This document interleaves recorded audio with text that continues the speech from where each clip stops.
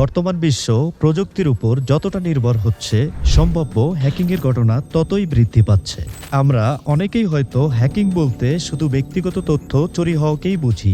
বিষয়টা আসলে এমন না। হ্যাকিংয়ের মাধ্যমে শুধু ব্যক্তিগত তথ্যই নয়, একটি দেশের নিরাপত্তা ব্যবস্থাকেও হুমকির মুখে ফেলে দেওয়া যায়। আবার হ্যাকার বলতে আমাদের চোখের সামনে ভেসে ওঠে বড় সাইজের টি-শার্ট, মাথায় উস্কো খুস্কো বড় চুল আর মুখোশ পরা একজন ব্যক্তি। কিবোর্ডে দ্রুত গতিতে কিছু টাইপ করে কয়েক সেকেন্ডের মধ্যেই ধসিয়ে দিচ্ছেন শত্রুপক্ষের নিরাপত্তা ব্যবস্থা। যদিও বাস্তবে হ্যাকিং করা এতটা সহজ নয় এবং কম সময়েও কাজটি করা সম্ভব নয়। আজকের ভিডিওতে আমরা জানব কিভাবে কোনো ডিভাইসের নিরাপত্তা ভেঙে এর ভেতরে ঢুকে পড়া সর্বনাশা খেলা শুরু হয়েছিল। হ্যাকিং বলতে যা বোঝায় তার শুরু হয়েছিল ঊনবিংশ শতাব্দীর দিকেই।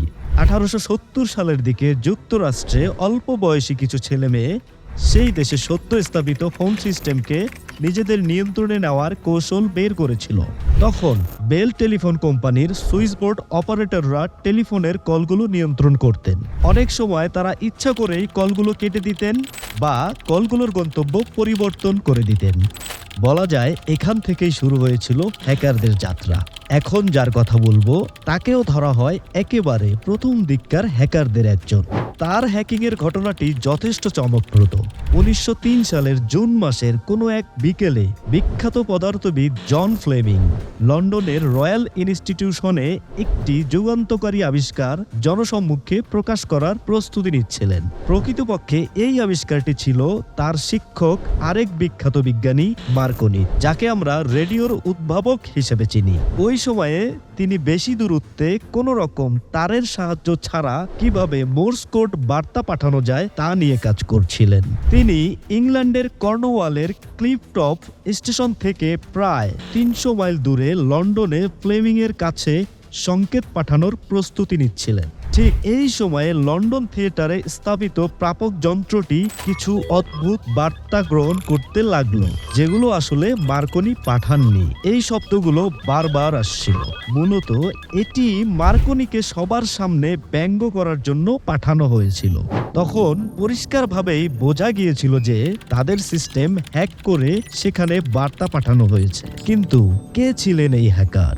অবশ্য তা জানার জন্য বেশি সময় অপেক্ষা করতে হয়নি। ঘটনাটির 4 দিন পর দ্য টাইমস অফ লন্ডনের কাছে একটি চিঠি আসে এবং এই চিঠিতে হ্যাকিংয়ের ঘটনাটি স্বীকার করে নেওয়া হয়। প্রেরক ছিলেন নেভিল ম্যাস্কেলাইন নামের 39 বছর বয়সী একজন ব্রিটিশ ম্যাজিশিয়ান।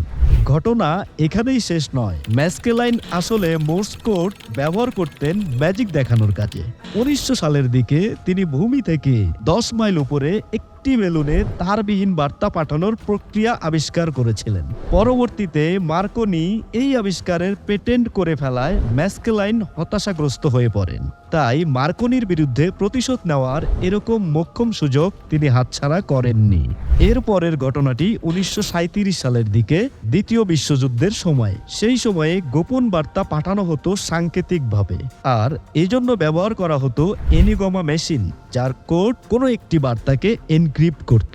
কিন্তু এই মেশিনটির কি স্পেস অনেক কম থাকায় 3 জন পলিশ ক্রিপ্ট অ্যানালিস্ট মিলে ব্রুট ফোর্স পদ্ধতি ব্যবহার করেই কোড ভেঙে ফেলতে সক্ষম হয়েছিলেন।